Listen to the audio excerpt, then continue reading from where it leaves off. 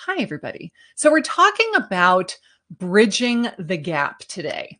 Bridging the gap is essentially the idea of taking the prospect from where they are now to where they want to be. It is planting this vision in their mind of what they want to have happen.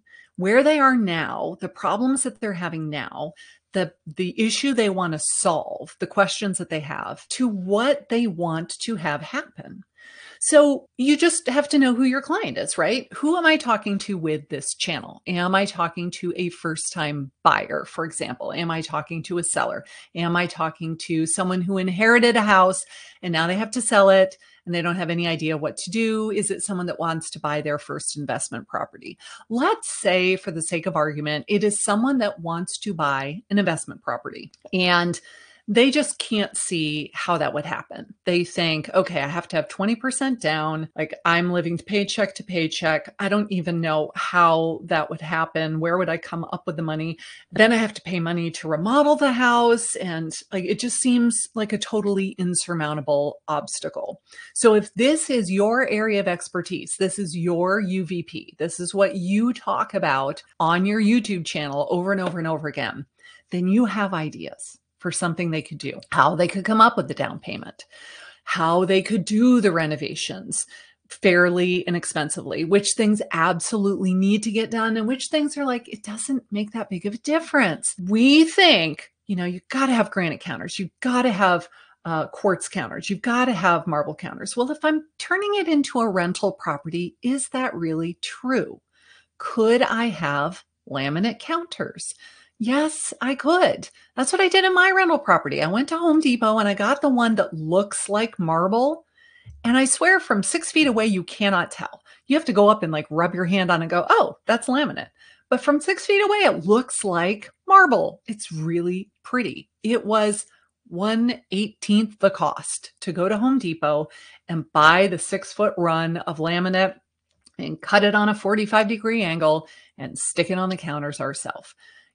So people think that they know what they would have to do, and they build it up to be such a huge thing in their head that they talk themselves out of it. So we want to bridge the gap of this is where you are now. You want to become an investor. You want to start investing in real estate. You want to start for whatever their motivation is. Like, do you want to get rid of your full-time job and be a full-time investor? There are so many people that do that. They own hundreds of properties and this is their income. All they do is manage these properties and buy and sell them, and they don't have a 9-to-5 anymore. Maybe that's your ideal viewer for your channel. Or they just want to build generational wealth. They grew up in total poverty. Their parents didn't have any money. Their parents were always struggling. And they swore, when I get older, I'm not going to repeat that. I'm not going to do that anymore. I am going to figure this out so that we will never be eating top ramen again, because honestly, that was the only thing we could afford when we went to the grocery store. So you have to know who your person is that's watching your channel and why this is important for them. And then bridge the gap from where they are now and like paint this picture. Like, did you kind of like feel something when I said that story of growing up poor and watching your parents struggle and remembering days when there was not enough food to go on the table for the whole family? And like, my husband tells me stories like that of when he grew up with that. There were days where they barely had enough food to feed the whole family. And he was like, I never, ever want to go through that again. And he loves to go out to eat now. We go out to eat a lot. It's probably too much. We need to back off. But one of the reasons why he loves to go out to eat so much is because he remembers the days when they didn't really have enough to eat. And if you tell a story like that in your YouTube video, it makes people feel something. And it makes them feel like, yes, I resonate with what you're saying because I've been there and I don't ever want to have that happen again. And I don't want my children to feel that. I don't want my children to live the type of life that I lived as a child. I want everybody to have a much better life than what I had as a child. How many parents feel that way? And so we want to paint this picture of what life could be like for them. What if you were able to buy enough rental properties where you are buying the real estate, it is appreciating in value over time. You are doing a good thing. You are giving someone a roof over their head. You're giving them a safe place to live, a nice place to live. You're not going to be a slumlord. The people in this group are not going to be slumlords. You are giving them a place to live that they feel comfortable and safe in, and their kids can go to school and they can make a life for themselves. Like, you're doing a good thing for them. They're doing a good thing for you. And then we do it over and over and over again. And now maybe we quit the full-time job and this is what we do permanently. So you really need to know, what is my UVP for my channel? It all comes down to this idea of one person, one problem. You cannot just say, I help people buy and sell any type of property, any place in my market area. You really have to hone this in, especially if you want to make your channel take off. If you've been making videos for a long time and you're not getting leads from it, really be honest with yourself. Am I talking to one person with one problem? Am I presenting myself as the perfect, logical person to help them achieve this goal? Am I the go-to expert for this particular niche? Am I the natural choice for them when they want to do a transaction and they need to hire someone? If you can't answer yes to those questions, you need to go back and look at your channel and do a little bit of finessing, a little bit of improving, a little bit of tweaking, especially now that all of the stuff is changing in the real estate industry. If people don't see our value, they are not going to want to hire us and pay for our services. You've got to come across on camera as such an authority. I know what I'm talking about. I am the right person to help you. And here's the part that's so cool about this. You don't need to sell 25 houses to investors in order to say, I am the right person for you. I am the authority. All you have to do is believe that you are right now. I am an authority in this particular space. I am the best person to be able to help you. And if you decide that that is true, you will then act as though that is true. And it will become true, and everyone will see it, and then they will believe it too. It is a self-fulfilling prophecy. You don't need to wait for anyone to give you permission to be the authority on your YouTube channel. You don't need me to tell you, yes, this is a good niche. Yes, I give you permission. You just decide that it is. And when you can wrap your brain around this concept of, I don't have to see that it's true in order to believe it's true. I have to believe that it's true, and then I will see that it's true. It seems backwards. It seems kind of woo-woo, but that's really how it works. So if you decide today, this is my niche, I am the perfect person to help these people. I love this. I eat, sleep, and breathe this. I can talk about this all day long. I feel passionate about this. I feel like this is my calling. I feel like this is my mission in life, to be able to help these people buy investment properties to change their lives, for the better, to create generational wealth for their families, to end the cycle of poverty and start a whole new chapter and become the first millionaire in the family.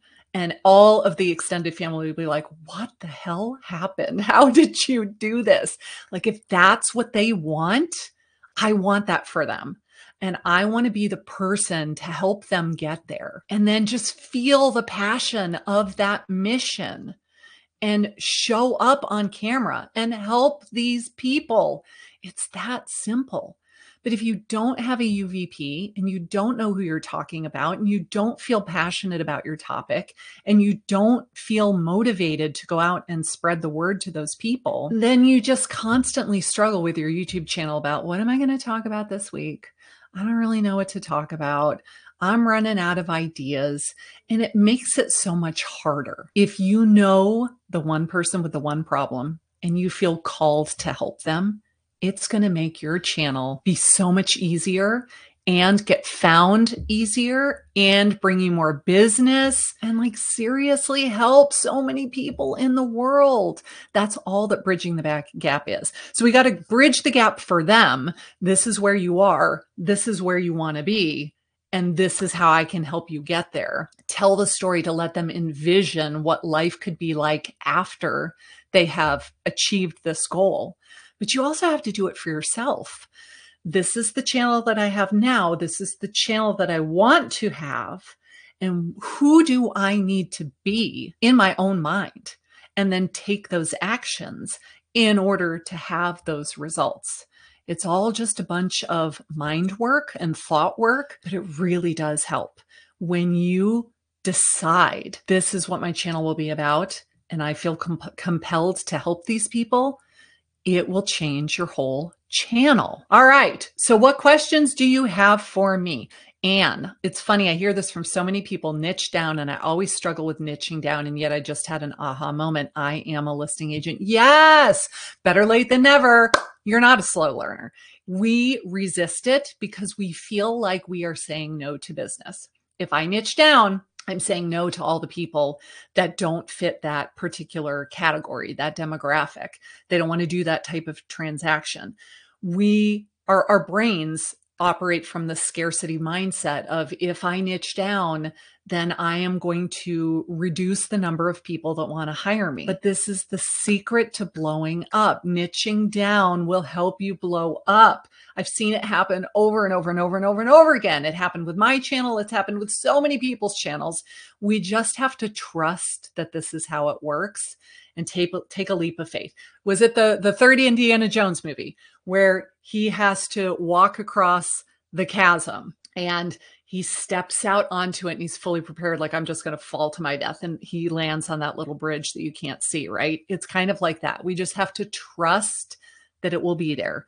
Trust when I tell you that if you niche down, that is the secret to getting more business and growing your channel. Because the whole way that the YouTube algorithm works, it needs to understand what your channel is about and what you talk about on this channel so that it knows who would be the most likely person to want to click on this video and watch it and enjoy it. And if it can't tell, then it doesn't promote your videos because it just doesn't know. I don't know what your videos are about. Not enough people are watching them. They're not getting good watch time. They're not getting a good click-through rate. I don't see the value in this channel, and therefore, why would I promote it to other people? YouTube's entire goal is to get people to come to their platform and then keep them there watching videos for as long as possible. If you as the creator are not going to help me accomplish that goal, then I'm not going to promote your videos. So you're not doing anything wrong. Trust me, I've heard this a million times. We just don't want to niche down because we're afraid. But if you just have some faith and you trust that it will work out, if you decide I am a listing agent, awesome. Now, who do you want to help? Not just sellers, more than sellers. Who specifically do you want to help? Tell me in the comments. Okay, Varsha, I feel this too. However, I'm curious, does content over time become too repetitive with this level of niching down? No, you will say the same things over and over and over again. But guess what? People don't necessarily watch every single one of your videos in chronological order. They will find one of your videos, and then if they liked it, they will binge watch for a while, and maybe they will then subscribe and start to see all of your new videos, but they're not going to go back to the beginning of your channel and watch all 137 videos in chronological order. They're not going to do that. And even if they do hear the same message over and over and over again, I've told this example before. I used to follow this guy on YouTube called Blowout Professor. He has a hair salon in Fort Myers, Florida, and he teaches people like how to blow out their hair and make it look amazingly smooth and how to have healthy hair. And back when I was still blowing my hair out all the time because I was in denial about it being super humid and wavy hair and humidity, I was trying to blow it out and make it straight. He says the same freaking thing in every single video, and I watched every single video. Every time a new video came out, I clicked on it and I watched it. So the YouTube algorithm would constantly put his videos on my homepage because every time he came out with a new video, I watched it. They all say the same thing. Wash your hair less frequently. Don't use as much heat on your hair. If you can wash your hair and go 3 or 4 days before you wash it again, and you only put heat on it the first day, then you're going 3 or 4 days with no heat. It's better for your hair. He says the same thing in every single video. And yet I watched it over and over and over again. It's okay to be repetitive. It's okay.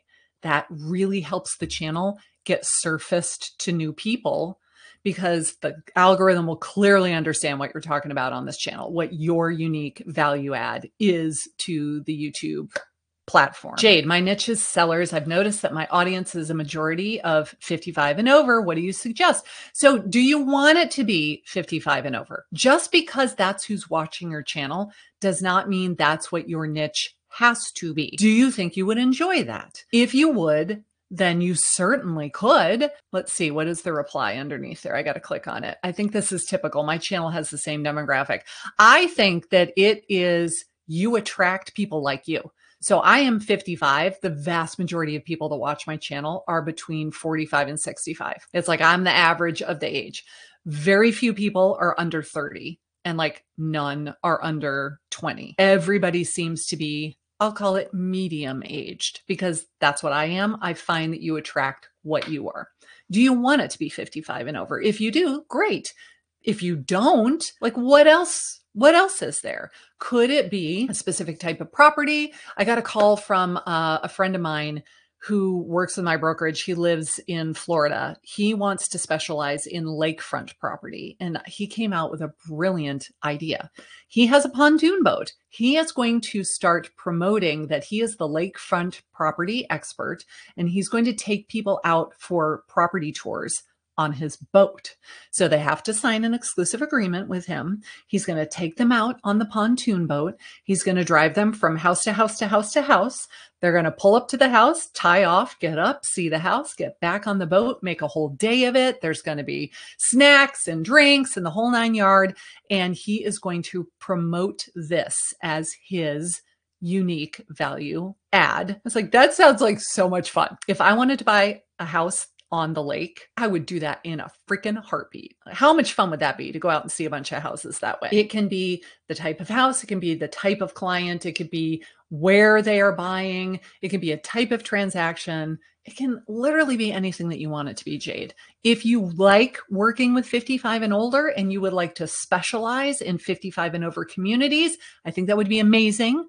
But don't choose it just because that's what your analytics say. You have to want it. You have to feel passionate about serving that audience, because you're going to be talking about it a lot. Oh, thanks. You love how I've embraced my curls. Today is looking pretty stretched out. It's funny, like my hair will be really curly on day one. And then as time goes by, it gets stretched and stretched and stretched. Just what my hair type is, because it's wavy, and it is what it is, but I'm glad you like it. Thank you. Thank you. You know, it was really fun when I was in Fort Myers earlier this week. I spoke at Neil Mathweg. Do you guys know Neil Mathweg? Nicest man in the entire world. Like seriously, one of the most genuinely good-hearted people I've ever met in real life. And he had a conference called Agent Rise down in Fort Myers. So I went to speak at his conference, and so many people had not seen me since pre-COVID. Like I saw Dustin Brome and Shannon Milligan and all these people, and they were like, oh my gosh, I knew you let your hair grow out gray, but like I haven't seen you in person, and holy cow, it is seriously white. And and they all were like, I love it. I wish I could do that. I heard so many people say, if I knew it would turn out good, I would have the bravery to do it. And I always have the same answer, but I didn't know what it would look like until I did it. Like I can't see into the future either. You just have to take the leap of faith and trust that it's all going to work out in the end. And if it doesn't and it grows out and you hate the color, you just dye it again. It's not a big deal. But I'm seeing this recurring theme here of we want to see evidence that it will be the right decision first, and then we will feel secure enough to make the decision. That's not how it works. You have to believe that the decision is right for you and take the leap of faith, believing that it's all going to work out exactly the way that it's supposed to. And then it will. Like it will work out the way that it's supposed to, because I believed that it would, rather than I got to see the evidence first and then I will be brave enough to take the action. Right? Smart on the boat tour. I thought it was so neat. He was like, okay, so I'm going to partner up with one of my lenders, And the lender, if the lender gets the person pre-approved, then the lender is going to provide all of the food and beverages to go on the boat. And he was going to have like a little video that he was going to record, and the agent would put it on his iPad. So when they get to the boat, and he's like, oh, look at this glorious spread of stuff. Oh, by the way, here's a message from Dave. I don't know what the lender's name is, right? And he pulls up his little iPad and it's like, hey, I'm so glad that you guys got pre-approved. I hope you have a wonderful time going out and looking at the houses today. Please enjoy this spread on me. I can't wait until you're ready to write an offer on an amazing house. I was like, this is so genius marketing. I love it. And he said, nobody is like doing anything like this where I live. So when I do it and I start it, maybe a whole bunch of copycats will come along, but he will be the first. He will be the original. Who knows? Can you do a wrap on a boat like you do on a car? Maybe he'll like wrap the side of his pontoon boat. I just thought it sounded like a genius idea, because he said something like there are 67 different lakes in the area that I serve. So I can seriously make this a thing where I'm just going to help people that want to buy a house on the lake, because there's plenty of lakes and plenty of houses. If I don't niche down, then basically my YouTube channel will have ADD. Yes, exactly. That's the analogy that resonates with me. If the YouTube system looks at your channel and they're like, well, you were talking about this, and then you were talking about this, and you were talking about this, and you're talking about this, we don't see any sort of unifying thread, then we just don't really understand who we should show your videos to. Because YouTube's goal is to show the right video to the right person at the right time, even on the right device. Like the videos that are surfaced to me on my phone are not the same as the ones that are surfaced to me when I'm on my computer, even the time of day. So I love to listen to subliminal meditations overnight. Those do not pop up at 11 o'clock in the morning. They do not want me to lie down and go to sleep for 8 hours at 11 o'clock in the morning. They don't show up on my newsfeed in the morning. Starting at bedtime, yes, they do. So every day when I crawl into bed and I open YouTube and I go to the home page, there they are. They're all just there waiting for me. Do I want the one that's playing the sound of a thunderstorm? Do I want the one that's playing I am affirmations? Do I want the one for success in business? Do I want the one for, manifesting love in your life? Whatever it would be. All of these different videos would be right there on my homepage, and I just have to pick the one that I want. I don't have to search for it. YouTube knows what I am looking for based on all of my watch history and the time that I've watched it and the device on which I have watched it, all of those things. I mean, it's kind of freaky. Big Brother is really watching, but we can use that in our favor to help us reach the people that we want to reach with our videos.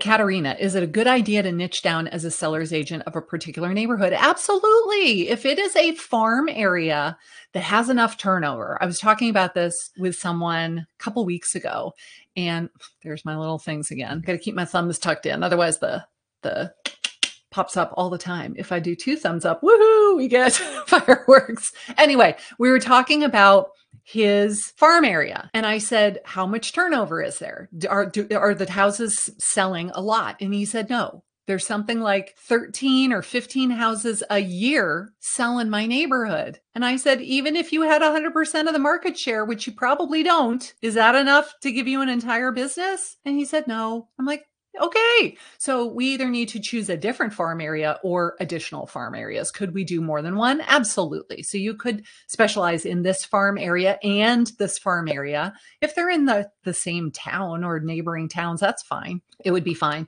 Just make sure that there's enough turnover in that neighborhood that it'll give you enough business. I love cooking and baking. Is there any way I can tie this to real estate? The only way I can really see that working is if you film the videos in the kitchen and you did it as an analogy, like how to buy your first house. We need a dash of professional real estate agent, and we need a tablespoon of competent lender.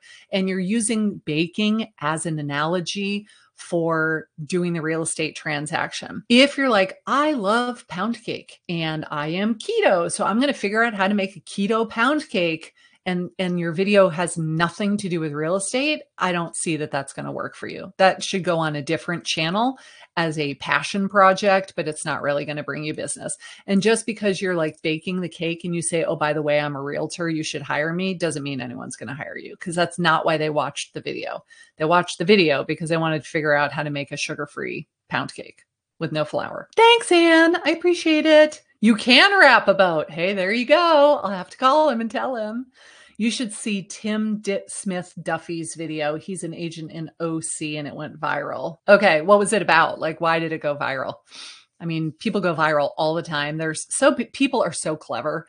I see people's videos and I just think, where did you come up with that? How did you come up with that idea?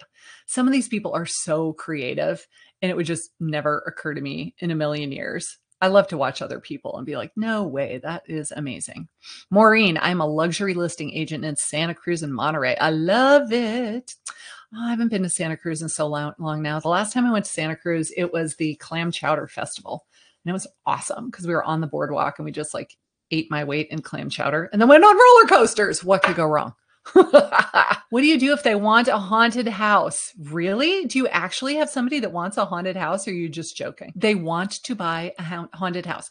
So this is absolutely an extenuating circumstance unless you want to specialize in, like, I live in Savannah. If you live in Savannah or New Orleans, that could be a thing if you wanted it to be a thing. I'm the paranormal realtor. I help you buy a haunted house.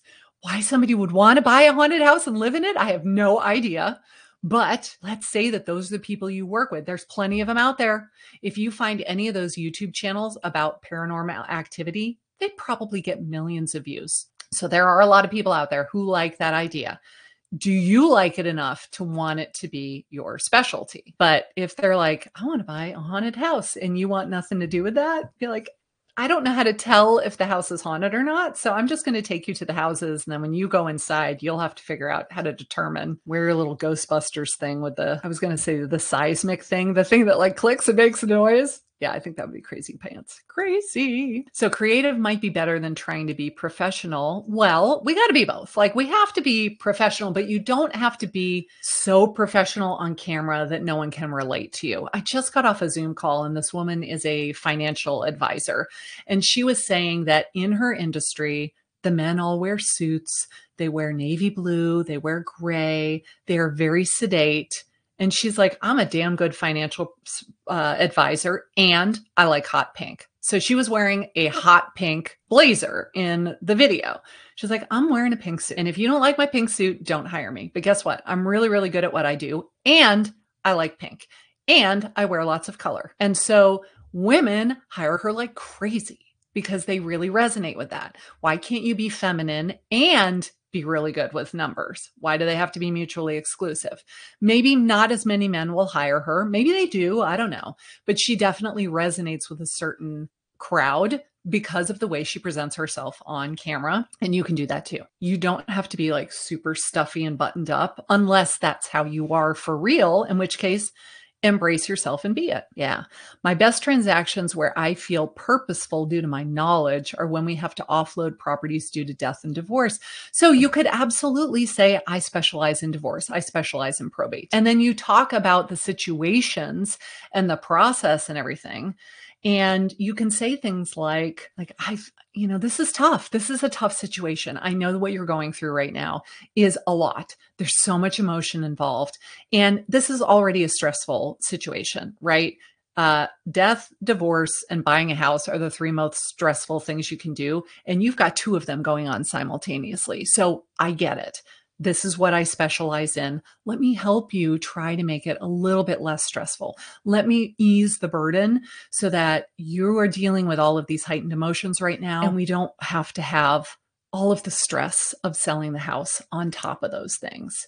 And you can present yourself as the caring expert who is trying to lighten their burden and their load. Like, if I were in that situation, I would resonate with that so hard. That'd be like, oh, yes, please. Can I cry on your shoulder while I'm at it? Because that'd be really awesome. People seek out haunted Airbnbs. I believe it. There's an Airbnb. Is it in Savannah? It's a tree house. I saw pictures of it online and was like, no way. And it was super expensive too. It was something like $800 or $900 a night, where it's in an actual treehouse. Why somebody would want to go and stay in the treehouse in my backyard as their vacation experience, I'm not sure. But for that kind of money, apparently they do. Isn't that crazy? They do. Oh, they used to own a paranormal business in the Keys. I don't know how I would determine whether the house was haunted or not, but maybe they do. And so depending on how you feel about that, like, I'm going to unlock the door and I'm just going to wait on the front porch. And by the way, you should paint your ceiling haint blue so that once they're out, they don't come back in. I learned that when I moved to Savannah. I was like, why does everybody's front porch have a light blue painted ceiling? It's called haint blue. And there is a reason that they do that. It's all about not letting the bad spirits cross the threshold and get into your house. You just have to make sure they're not in your house when you buy it, and then paint it haint blue, because then they can't get out. Yeah. Do you think it's okay to bring your spouse on a video when I'm discussing local shops in the neighborhood? Okay. Why would you discuss local shops? That's for my first question. Like, what about the local shops is going to make somebody watch the video and say, I want to buy or sell a house? So make sure there's a reason for showing the shops. Second of all, I don't have any problem with that as long as they are not discussing real estate. So my friend Brad McCallum does this all the time with his wife, Tila. He is in Calgary, Alberta. He makes beautiful videos. Tila's in all of the videos, and she is not a licensed realtor. She, I think, works with him as like the marketing specialist or something like that, but she's not a real estate agent. So she does not give real estate advice. She is in the videos. She's saying, oh my gosh, look at this kitchen. It's amazing. Oh, this bathroom is to die for. But she is just saying that, like, that's her personal opinion. Brad, the realtor, is the one saying all of the stuff. And to my knowledge, that's never been a problem for him. I would like maybe ask your broker just to find out if that's okay. I think it's fine. Tim, I think that's perfectly fine. But when you said on a video where I'm discussing local shops, that's like, okay, so we're making a video about the neighborhood and what there is to do there. Don't make it all about the cheese shop. Like, oh, this is my favorite cheese shop. Look how cute it is. Let's go in and meet the owner. And how long have you been here? And why did you open the cheese shop? Those are great for social media. They just don't do well on YouTube. It won't bring you any business. So I don't want you to go down that rabbit hole and waste a lot of time making that type of content. It has proven to be successful for nobody on YouTube. It just doesn't work. Seems to be good for social media, not so good for YouTube. I am doing my next free 3-day challenge. I have been charging for it. I decided to do it free this time because of all of the stuff going on with the NAR settlement. If you have a real estate friend, probably one who's not in your market, but even if they are in your market, please invite them to come to this challenge. I want people to understand that this whole change that we're going to be facing does not need to derail your entire business. If you know how to attract the people that you want to speak to, your business will not only survive, it will thrive, it will flourish. Feel free to invite anybody that wants to come. If you send them to my website, there will be a pop-up that says, join our free challenge. It starts on May 14th. All right. Thanks, everybody. I will see you next week. Bye.